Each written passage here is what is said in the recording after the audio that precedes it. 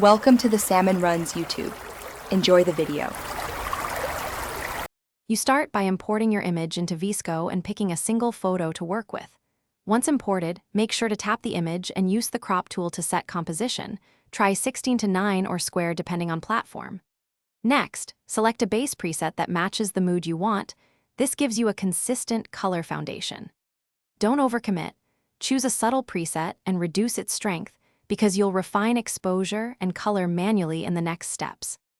Once the preset is applied, focus on exposure and tonal balance so your subject reads clearly. You should adjust exposure, contrast, highlights, and shadows in small increments. This preserves detail and prevents clipping. After tonal fixes, balance temperature and tint to correct white balance or to stylize.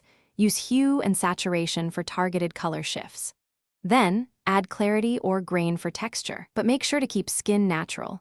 Subtlety helps the image feel professional rather than processed. Finish by reviewing the photo at 100% zoom and toggling the original to compare. You want improvements that still look natural. When satisfied, export using the highest quality settings VSCO offers and verify resolution for your destination.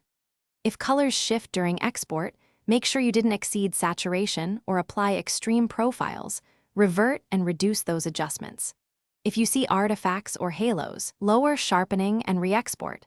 That usually fixes compression issues and preserves clean edges.